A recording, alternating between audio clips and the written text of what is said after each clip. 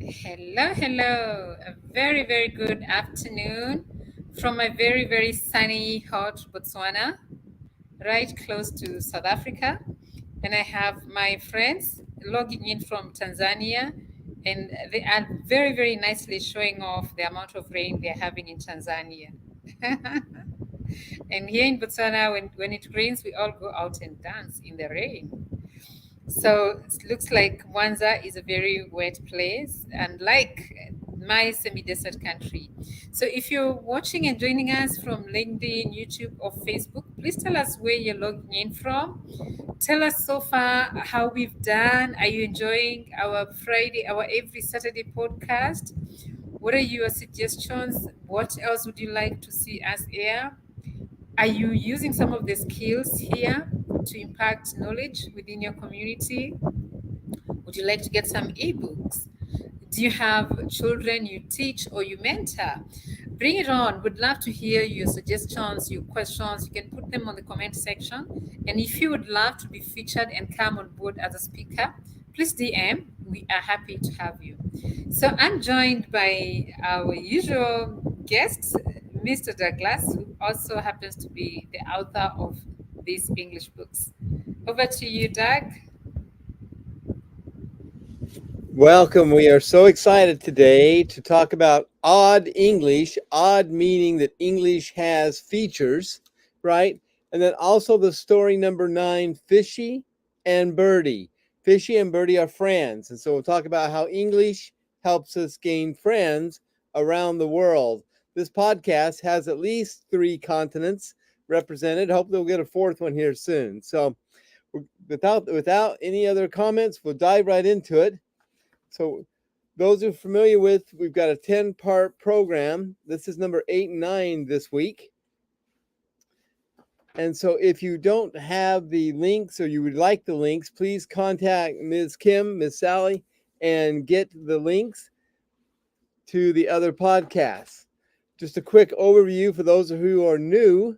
The Zenglish program, Zen just means to be comfortable with, to think about. So English, we want to be comfortable with thoughtful English. So this is the Zenglish program.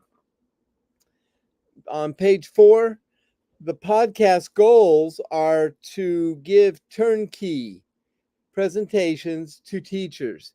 But what do you mean by turnkey? Just here it is. Here's all the ebooks, here's all the preparations, here's the videos, here's everything you need to give these presentations to your classes. They're also good for people that want to self-study or students and parents as well. So I'm going to go ahead and turn my video off just to save bandwidth, but let's dive right into it here. We're going to cover, we talked about the goal, right? We're going to get the main points. Then we get to simply what are we talking about in this? And it's about the origins of the odd words. There's 10 words that we're going to pick as examples. We go over their meanings and their uses, cover keywords, concepts, and key sentences. We'll look at a video of rules and breakers as always, and we'll read the book Odd English. We'll ask for a volunteer, and then we'll talk about the group chat, the skills we learned, and then we'll conclude number 8 and dive right into 9 and do the same kind of steps in 9 as well. So with that, let's dive right into the main points. We see that English has features. English has, you could say, the word odd, right? It's what makes English special is that we have so many words for same things, and it's such a rich vocabulary, but some of the words are a little strange, have features. We talked about the origins and where they come from last podcast, and we'll talk about more examples. So we want to continue to learn more words. English, like when you learn how to play the piano or play the guitar, you've got to learn the notes, where there are many words we need to learn, and we benefit when we get more words that can be put the energy to. So let's dive right into the origins. So origins just means the come froms. Where do English words come from? Daily we learn new words, new vocabulary, and we communicate with English. So thank you to Bing and our artificial intelligent image creator for that picture of the dogs. So we're enjoying being able to make pictures with the AI piece of this as well. Next page, please. Right up front, we want to make sure the teachers and the students and the parents and the adults, or all other adults, are all familiar with the key words like big, wig, windmill, underdog, fire, chairman, right? Countertops, right? Where do these come from? Why do we use these words? And some of the interesting history, how it goes back a long time with what the words that we use today. In addition to that is the agenda that you can see there on the right, the table of contents. So as always, on page number 9, we look at concepts. So it's a good chance for us to review the doing words, right? The sentences don't make sense if they don't have action words. And so we learn about action words.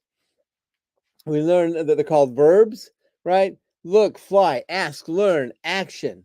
And so is there someone who'd like to read just a quick recap of the eight rules? Does anybody want to do that? You want me to press on? Miss Sally? I'm sure Sebastian is ready to read. Sebastian, over to you. Yeah, sure. Right now, should read these eight, rules.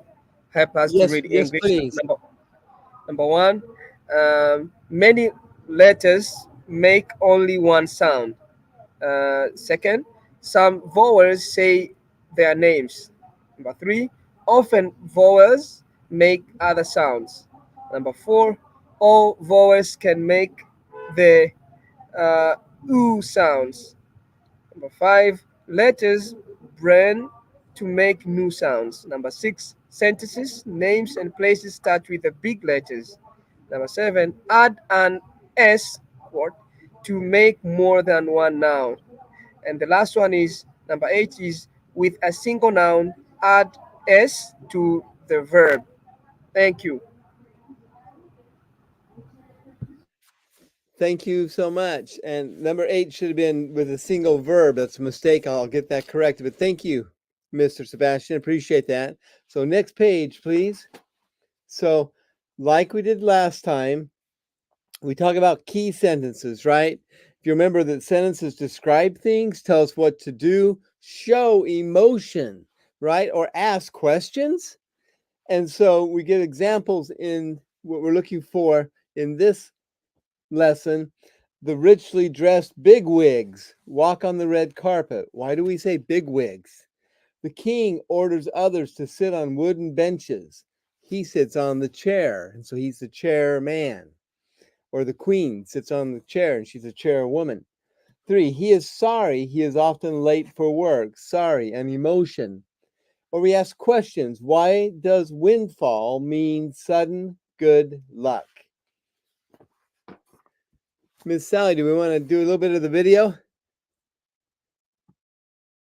Which one would you like us to start with? Odd English, please. Just 1 second.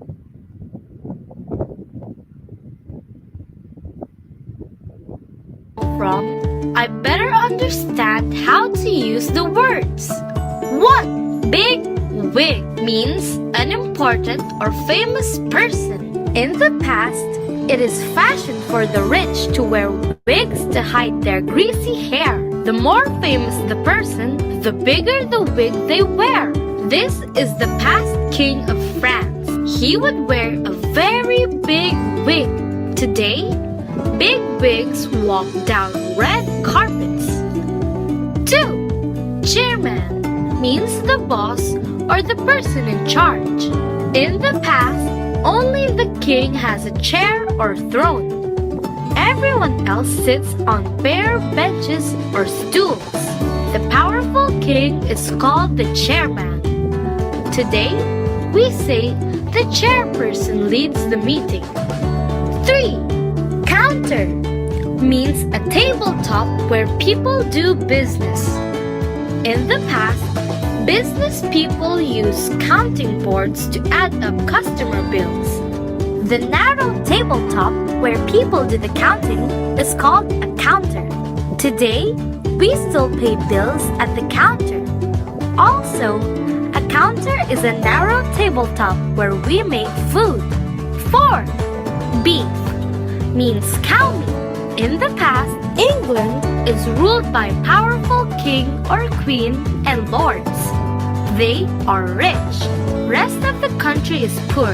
The people eat mostly bread and veg. Only the rich can afford to eat beef or pork. Today, we eat roast beef dinners. 5. Fire means to lose a job. Years ago, miners worked in mines. Each miner lives in a small shack near the mine. A miner who breaks the rules, like unsafe or stealing, is punished. His shack is burned down. Once the fire is over, he cannot work there anymore. He has been fired from the job. Today, we say he is always late, so the boss fired him. 6. Threshold means a door or floorboard.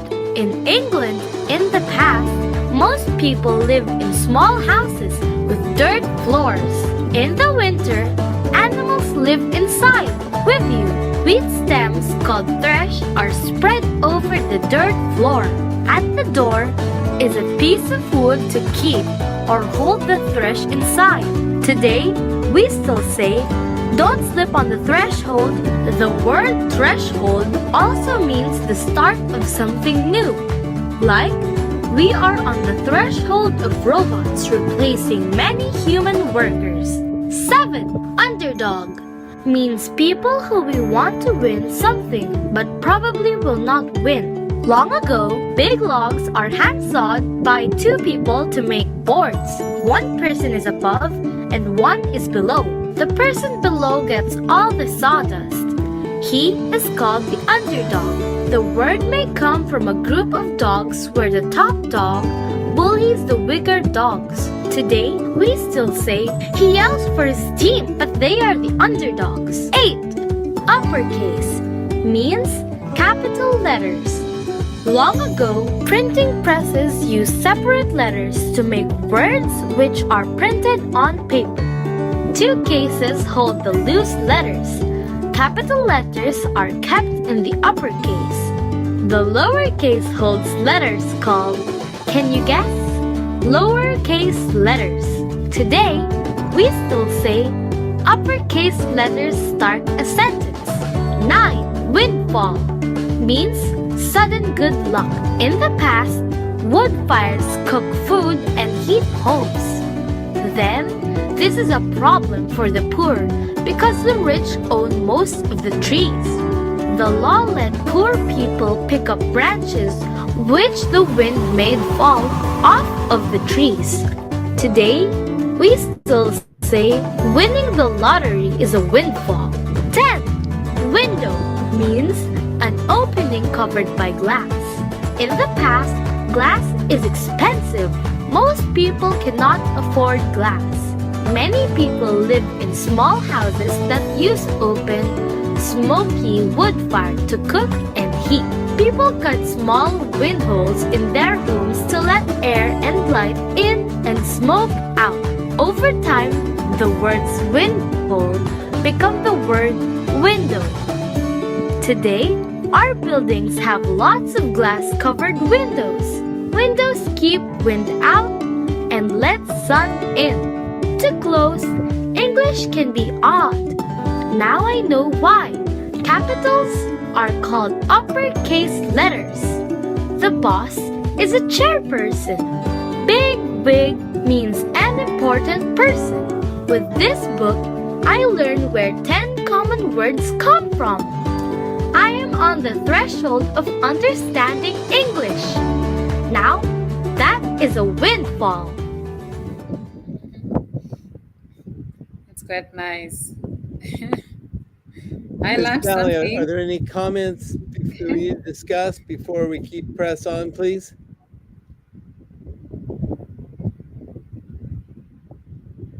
Sebastian, good Yeah, luck. this is very interesting part of the SCORM, Douglas, and thank you for playing these, you know, words, letters, and I mean vocabulary, and it's kind of like reminding me how words have been, changing from time to time, from uh, old English, Renaissance time, Middle Age, um, to the modern.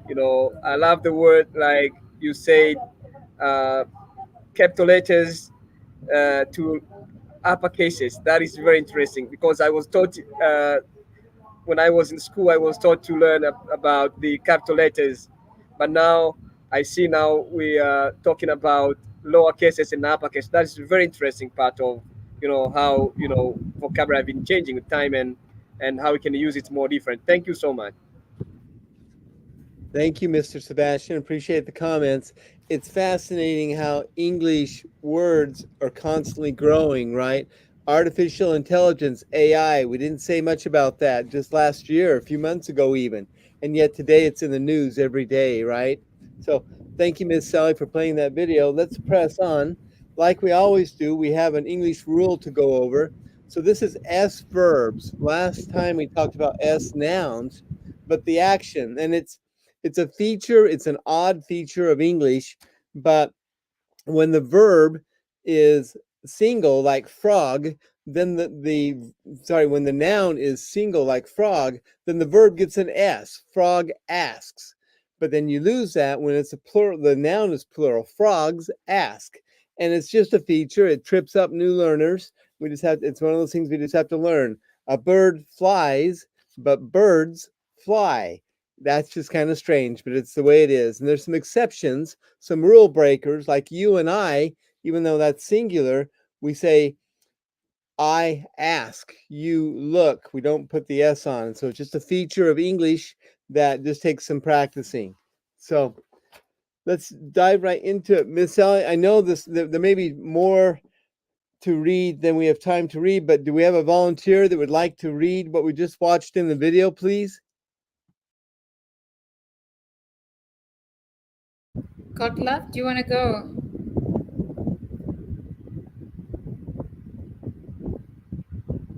Or Sebastian?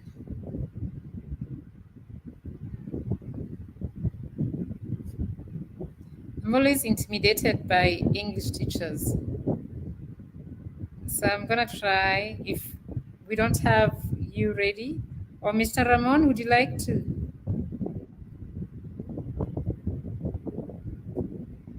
Okay. Farida? Can I go? Please read it. Yes, please. Yeah, I was expanding my screen. So I'll read. Why does the big wig mean an important or famous person? In the past, people do not know about the health benefits of bathing. Hot water is expensive and very hard to make. There is no indoor plumbing. People do not bathe very often. It is fashionable for the rich to wear wigs to hide their gray hair. The more famous the person, the bigger the wig they wear.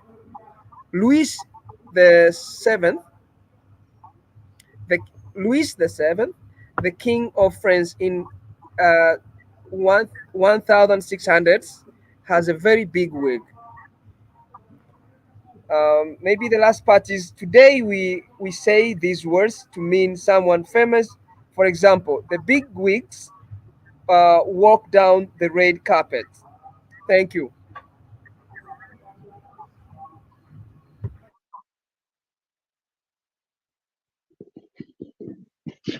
Can we go on to page 14, please?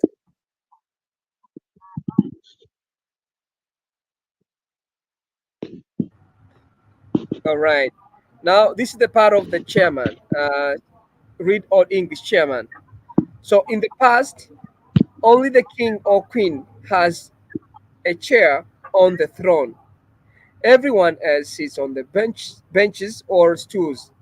The king, being the most powerful person, is called the man of the chair or the chairman. Today, we still call leaders and powerful people chairman or chairperson. For example, the chairperson leads the meeting.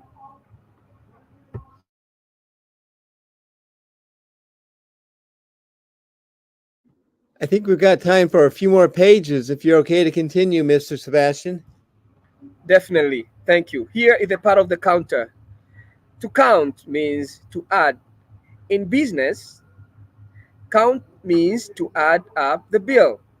In the past, business people use counting boards to add up customers' bills. The narrow table top where the counting is done is called a counter. Today we still use the word to mean a place where we pay at the store or narrow kitchen tabletop. For example, I paid for my groceries at the counter. I paid for my groceries at the counter.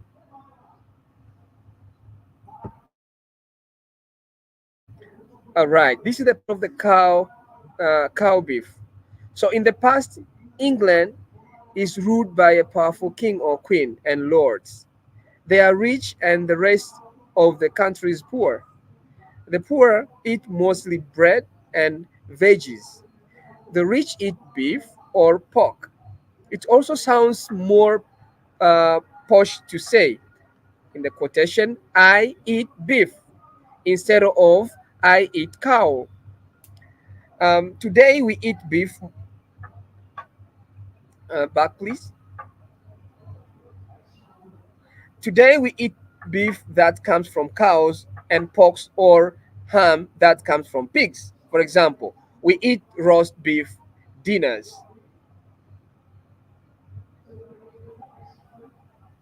All right, now this is a part of reading in Fired. Years ago, people used hand tools to dig metals from mines. Each miner lives in a small shack near the mine. A miner who breaks the rules, like endangering others or stealing, is punished. His shack is burned down. Once the fire is over, he can no longer work there. He has been, in a quotation, fired from the job. Not sure how often this is really happens, but it makes an interesting story. Today we say this phrase to mean someone who has lost their job because of someone because of something they did. For example, he was always late for work, so he was fired.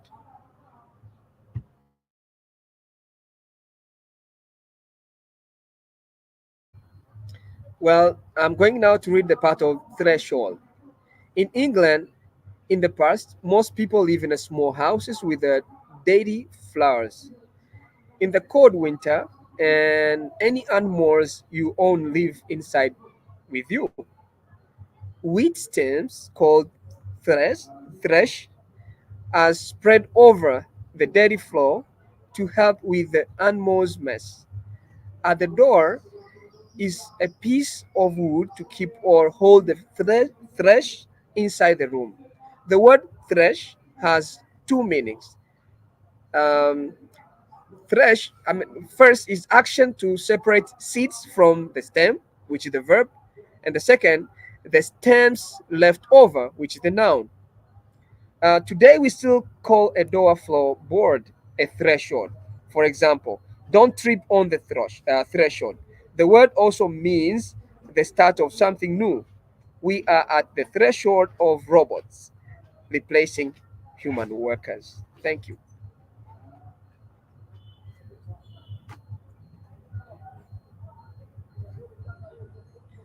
All right. Now I'll go quickly read this part. Why does underdog mean a person or ground who is disadvantaged and will probably lose a competition? Okay. Before before power tools, big logs are hand sailed into a lumber by two people. One person is above and one is below. The one underneath gets covered with sawdust. He is called the underdog.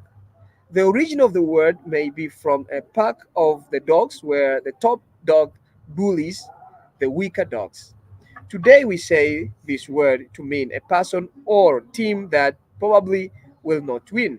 For example, his favorite sports teams are the underdogs. Thank you. Well, another part is the uppercase letters. The first press uses separate letters to make words. Capital letters are stored in the uppercase. The letters stored in the lowercase are called, can you guess? Yes, lowercase letters. Today we still call the capital letters the uppercase, for example. Uppercase letters start a sentence.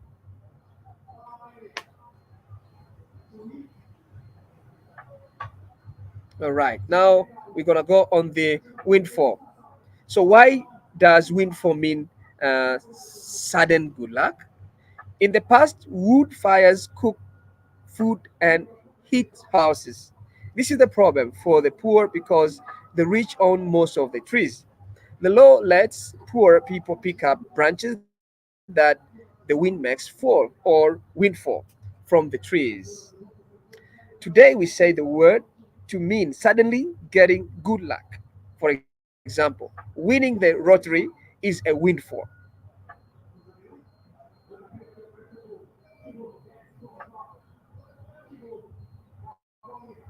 Well, now I'm going to read the part of the windows.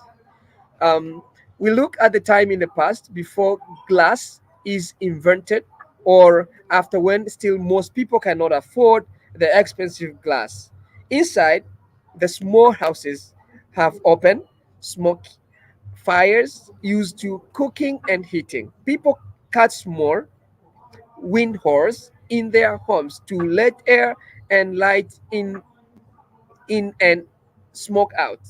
Over time, the word windhole became the word window. Today, um, our buildings have lots of glasses covered windows. For example, windows keep wind out and let the sunshine in. Mr. Back, Sebastian, back to you. sincerely Thank you. appreciate. Thank you so much for reading all that. That was a lot. Thank you so much. I think it was important to follow up with the reading it in addition to the videos. Thank you. Great job.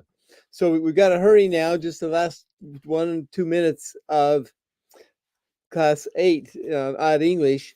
What is the skill that we are focusing on? Well, it's speaking, right? We're talking about words, where they come from, their meanings and their uses. But the skill here is speaking English. And so we encourage all of the learners to make sure that we're speaking English, that we're using it. It's not just something that we look at the words, we learn to read them. We need to be able to speak and write them as well. But let's focus on the speaking. So if on page 23 we get into on a group chat and we talk about the different parts of the words, there are words that have different meanings, antonyms, words that have similar meanings, synonyms, and there's a couple of others that you can look at there as well. But that's what we can do in a group chat, just to practice as a group, to make sure that everyone gets a chance to speak and to use the English. So like other lessons, some learners need to take a pause and go back and learn some of the easier lessons, like on page 25, so they can go back and learn the senses. And there's a real simple ebook there that goes over the senses. But on page 26, some of the students are more advanced. And so there's a book called Cat Cousins, and it's about how during the pandemic, a cat is bored and calls her cat cousins around the world, and they get to learn about the different cats and different features of those cats. And my grandson asked me to write him a book about dinosaurs, and so we wrote the book about what if dinosaurs came to dinner and what would that be like. And so that's a good fun way to practice both with cats and with dinosaurs, practice more English. So we're going to end odd English on page 27. And so English is a rich vocabulary, a rich language, and it's fun to look at some of the words that we use today, like capital letters are called uppercase. Why is that? Right? And some of the words Not everyone has heard all these examples, but it's fun to be watching for them in the news. In the next lesson, we'll get into idioms, which is as well. But let's dive right into Fishy and Birdie. So like we did last time, we'll go over the goals, right, to get teachers ready for classes. We'll cover the main points. The simply this time is friends, funs, and feats. Feats are exciting adventures. We'll go over the keywords, concepts, and sentences. Read the story, watch the video, go over the rules, group chat, talk about some skills, time and tenses, and time permitting, we'll talk about some of the easy stories and the more advanced. So with that, let's dive right into Fishy and Birdie. Fishy and Birdie takes a pause and looks at, we use English to make friends around the world. I'm so happy to have all of you part of this podcast and part of this family that's learning English and sharing English around the world. But we're able to do that because of English. So knowing English connects us worldwide with friends. So in the story, they two different creatures and animals meet each other, they become friends, there's an adventures, right? So the simply said is, we become friends, we have fun, right? And we accomplish adventures, which is another word for that is feats. So, and again, thanks to AI for making that picture. On page 31, we do want to make sure before we start that everyone understands the words. So please go use dictionary.com or oxfordenglish.com and learn the meanings of the words you may not be familiar with. You can see the table of contents there on the right as well.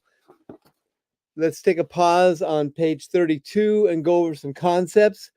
It's fun in the online communications that a new word is emojis, right? And it's a way of adding emotions with a picture instead of typing out the words.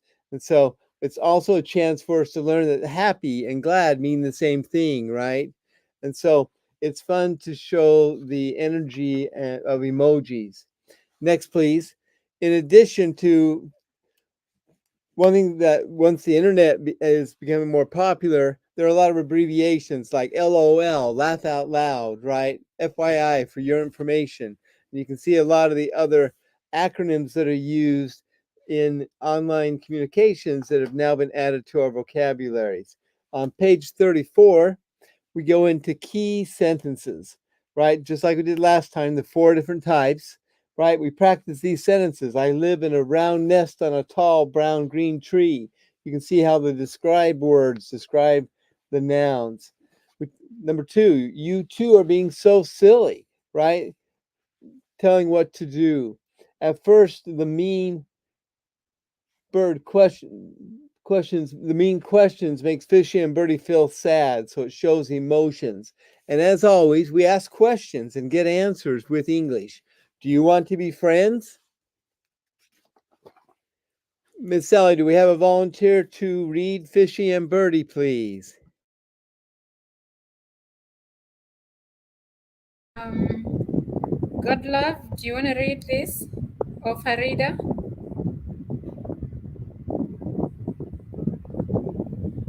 Or Sebastian, you good to go? Or Farida? Certainly, I can. Yeah, if Farida is not ready, I can just go and continue.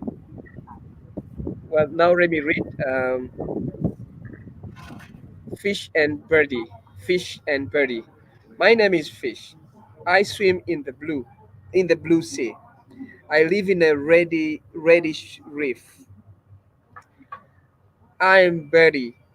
I fly in the blue sky above the reef. I live in a round nest on a tree with the green leaves. I fly, I swim where the sea meets the sand. Thank you. All right, let me go ahead here. I see a fish below. I wave my wing. I see a bird above. I wave my fin. Fish and Birdie ask each other, Do you want to be friends? Someone mean asks, why do fishes and birds want to be friends?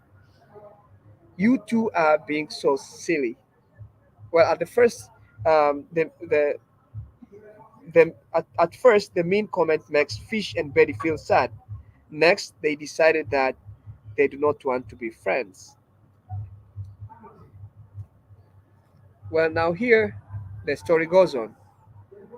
Uh, whom, whom?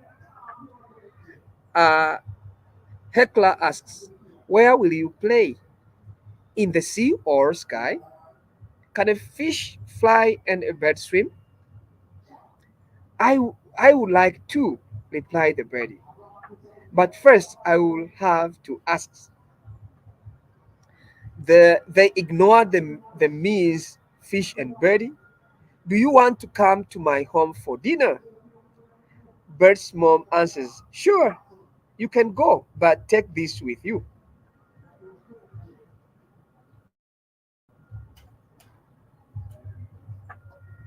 Very interesting. Now here is is Yum. Dina is Yumi. Birds asks, how can I do this? Fish replies, take a big breath. Just try to fly underwater and you will swim.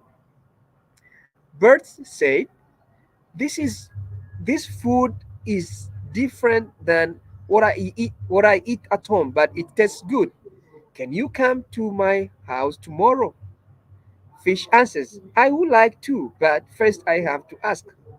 Fish parents say, sure, if we can find a way. Wow, this is a part of they work together. Dinner is different but very delicious, said Fishy.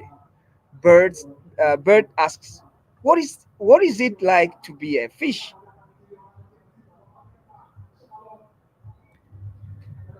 Right. Um, what jokes fish? It is a great fun. You get to play in uh, shipwrecks, said Fish. Bird replied, wow, I would like that. What is it like to be a bird? Asked Fish. Dry, except when it rains or I go swimming. Flying to the mountain tops is great fun. The view is amazing, answers Bird. Wow, I would like that too, said Fish. Later, together they swim and explore the shipwreck. Next, they fly to a mountain top where the view is far and fantastic. One day, Fish sees a hunter aim at Bird. Fishy splashes water on the hunter. Thanks!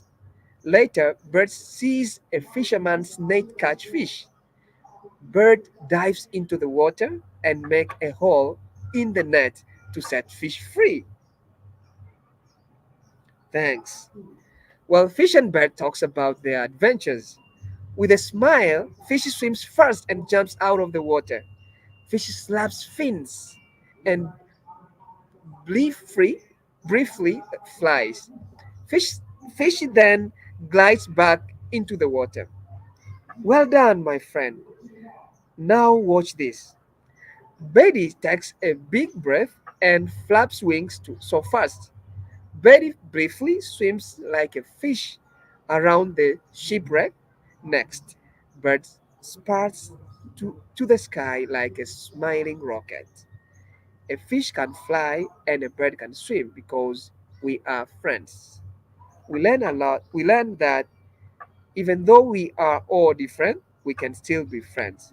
English, let us talk with friends around the world. Fantastic, Mr. Sebastian. Thank you for reading that. That's a lot. Thank you so much. It's also a wonderful opportunity for the teachers to take a pause and to talk about the similarities and the differences amongst the students in the class, right? Here in America, we have people from around the world, and it makes our classes so rich and so vibrant And it's a wonderful opportunity to appreciate other cultures and diverse people and students of different abilities, different looks like in the classroom, and how we all can be friends. So if there aren't any questions, Ms. Sally, if we could play maybe just the first couple minutes of Fishy and Birdie. I think it's a short video.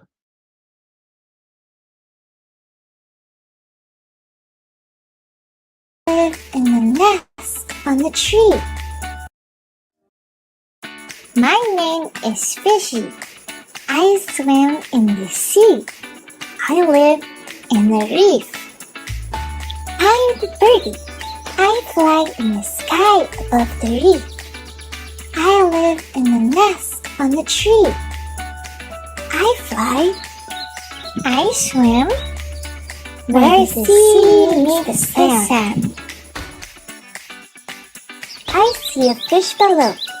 I wave my wing. I see a bird above. I wave my fin.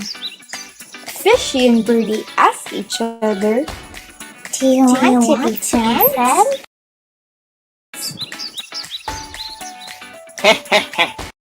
Whoever heard of anything so silly? What, a fish and a bird? Friends? a heckler says, Where will you play? In the sea or sky? Can a fish fly and a bird swim? Fishy asks, Do you want to come home for dinner? I would like to. But first, I will have to ask. Birdie's mom answers, Sure, you can go, but take this with you. Birdie asks, How can I do this? Fishy replies, Take a big breath. Just try to fly underwater and you will swim. Yummy! replies Birdie. Birdie said, This food is different from what I eat at home, but it tastes good. Can you come to my house tomorrow? Fishy answers, I would like to, but first I have to ask. Fishy's parents say, Sure, if we can find a way. They work together. Dinner is different, but very delicious, said Fishy. Birdie asks, What is it like to be a fish? What? It is great fun. You get to play in shipwrecks, said Fishy. Birdie replies, Wow, I could like that. What is it like to be a bird? asks Fishy. Try, except when it rains or I go swimming. Flying to mountaintops is great fun. The view is amazing, answers Birdie. Wow, I would like that too, said Fishy. Together, they swim in the shipwreck. They also fly to a mountaintop. One day, Fishy sees a hunter aim at Birdie. Fishy splashes water at the hunter. Thanks. Later, Birdie sees a fisherman's net catch Fishy. Birdie dives into the water and makes a hole in the net.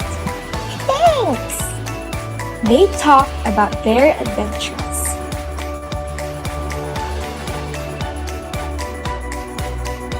With a smile, Fishy swims fast and jumps out of the water. Fishy flaps fins and vertically flies. Fishy then glides back into the water. Well done, my friend. Now watch this. Birdie takes a big breath and flaps the wings. Birdie briefly swims like a fish around the shipwreck. Next, Birdie spurts to the sky. Well done. The fish can fly and the bird can swim because we are friends.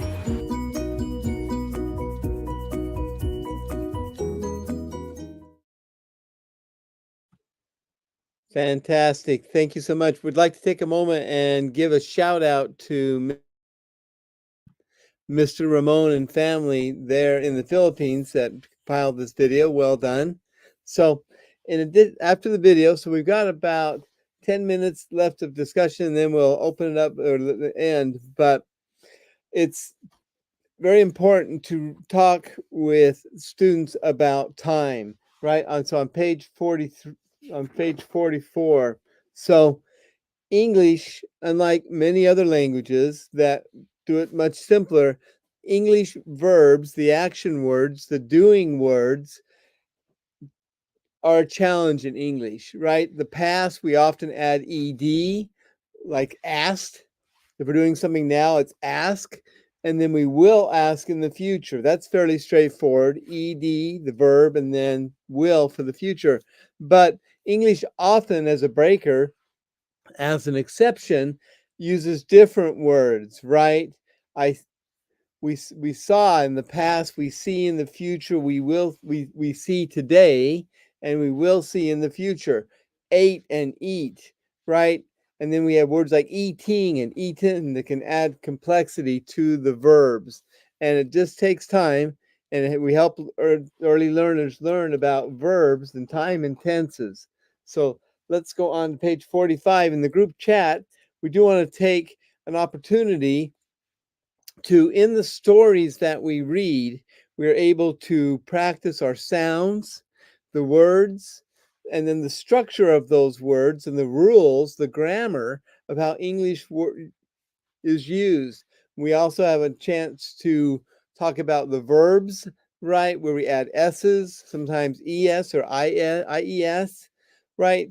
And so we can talk about the different ways that English is organized to get the points across. And we do that in a group chat. So the skills that we're learning, in addition to being friendly, to have fun, and to have adventures, is the English time and tenses.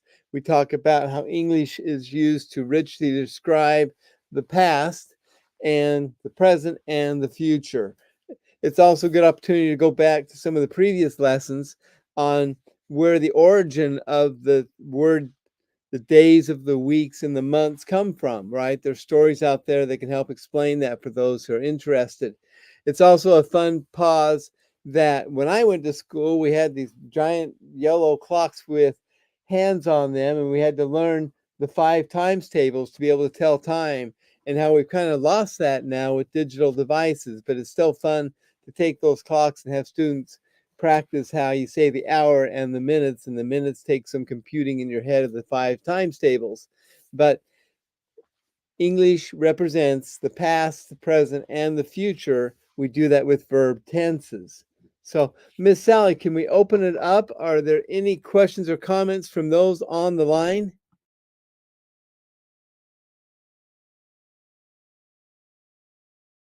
I have quite some comments on Facebook. We have quite a number of viewers from Tanzania with pretty good comments. A lot of them appreciation for this. Thank you, Sichelela from Morogoro in Tanzania. With Alan. Alan, I think, has been a keen listener of this podcast. He teaches English and Kiswahili. So would love to send Alan some books. Alan, you just need to tell us what level. Oh, I see Alan has responded saying he teaches secondary school level, Form 1, and Kiswahili, Form 5. So I think that would be a question that I'd love to pose to Sebastian, Farida, and Godlove.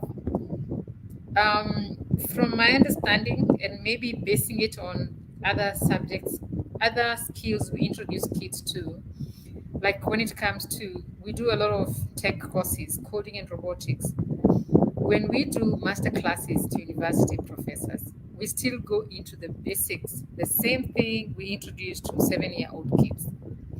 Because yes, it could be a university professor, but this is the first time we're talking about this particular subject. So what is your feel, and what level do you think most of our books you've seen could be suitable for? basing it with your background and what you understand about our education standards, and more especially in Tanzania. We also have some listeners from Zambia. Good to see you all. We have Bevin, Bewe, an educator based in Zambia. I have not managed to see the ones on LinkedIn. I'll try and find a way. But in the meantime, if Sebastian, Farida, you could help us with that question, that would be great.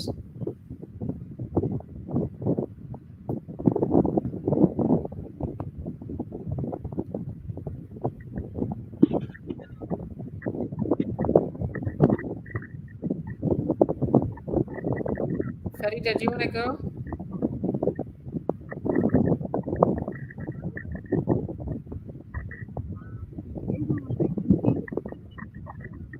Miss Farida's coming online. We do the basics and then we build, and that applies to coding and computers, and also applies to learning English. So we would still start from here, right?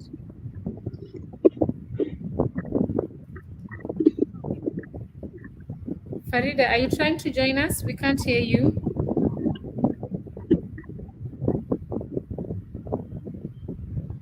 Okay. So maybe Sebastian, Godlove, you're online now. Do you want to respond to that? Sorry, I'm begging for an excuse. I had a network problem. I was lost for a couple of minutes, but I appreciate to be in this platform. Thank you, Godlove. You can also put on the comment section your response to that question. So I think that's it for now. I'll try to access LinkedIn in the meantime. We could proceed, Doug. So we've got stories that are easier, like Cad's Tale, which talks about how a frog goes from an egg that swims around a pond to a hopping frog on land, right? And how that changes, and how when we learn English, we change our understanding as well. So we've got that simple story. In addition to Tad's Tale, for those more advanced students on page 49, we go into seasons. And so following the thread of time, seasons turn, tilt, and orbit, right? And it's an opportunity to talk about seasons for those parts of the world that have the seasons. And we talk about the parts of the world near the equator that don't have as varied seasons. And then other parts that have a rainy season, a dry season, and a cool season, right? So it's an opportunity to explore the different seasons and the differences, and it unites us around the world, and we appreciate everyone's differences. So that's it in a nutshell. This lesson covered a lot of ground. Things were pretty quick. If you need to get copies of these, please see Miss Sally of copies of the ebooks, the printed books, and of the videos. But we'd love to hear any comments or questions in the last couple minutes we've got left. Let's open it up, please.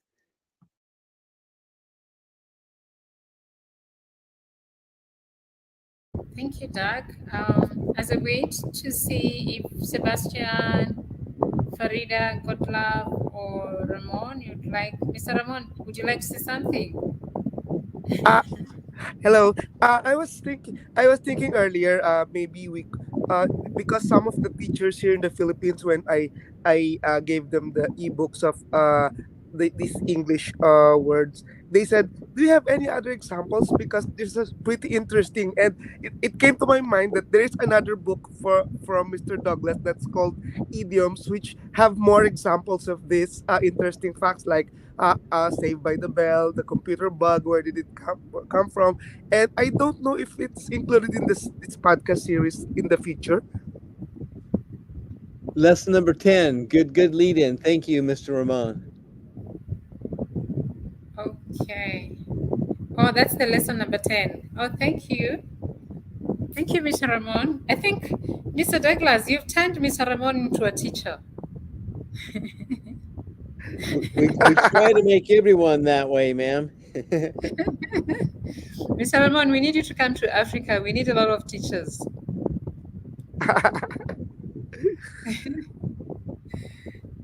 Yeah, this has been quite insightful, and I see a big difference in reading the book and watching the video. And watching the video, Mr. Ramon, you've done a very good job. It sort of makes what you have read already very clear when you watch the video. And then I love the humor in the videos. I mean, because I mean, it just makes you start to imagine, which is quite comic. You know, you can see that conversation that a bird is having with a fish. I found myself starting to think, would I want to be fish or bird? So it must be very funny to children. Farida, I can see you've joined us. Do you have a comment?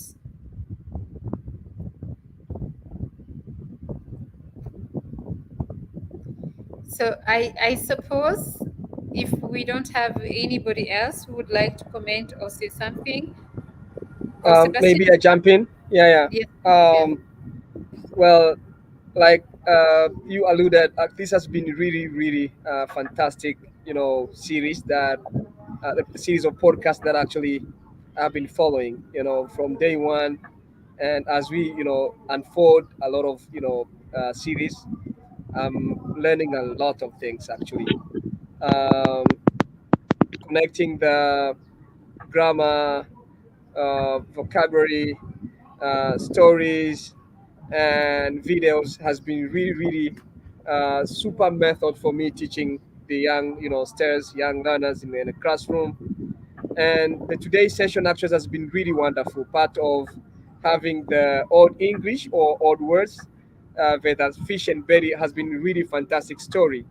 I love the word formation that we have just gone through, the homophones, the antonyms, homographs, and so on and so forth.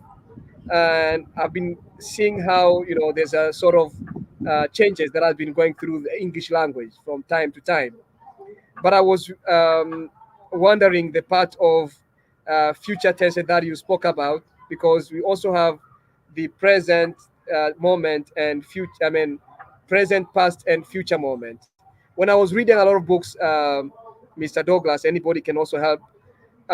During the Middle Ages, there was time we do not have the futurity form of will and shall, and most of English people would use simple present to express the future. For example, the word like the train leaves at 9 o'clock, which was really expressing the future. But now, due to modern grammarian works on changing from the sort of simple present, and now they had the other kind of future. That is really interesting. So do we think like English is really continue forming and bringing some of the new things, and as we keep learning and learning, maybe we can have more things coming forward? Any reaction or any comment to that? Thank you. Excellent question, Mr. Sebastian. Definitely, English is changing, right? As you look at the social media, text is a classic example. We're getting shorter and shorter ways to express more and more data. And so it's an interesting time. In the past, people would love to talk and almost get long winded and use long sentences with many describe words, right? And speakers would talk in great, grandiose words. But now, when we're texting, people want very, very short. So we're seeing shorter attention spans, but also shorter language communications. Wow, very interesting. Ms. Sally, I think we're just about out of time here. If you'd like to wrap this up, please. Thank you, everyone. Sincerely appreciate everybody's involvement. As always, if you have suggestions on how we can improve our content, please provide to Ms. Sally. Let us know. Thank you, everyone.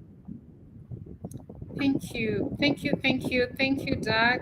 Thank you, Mr. Thank, Ramon. thank you for your time. Thank you so much, everybody. Most welcome, Mr. Sebastian, all the way from Mwanza, and God love his team.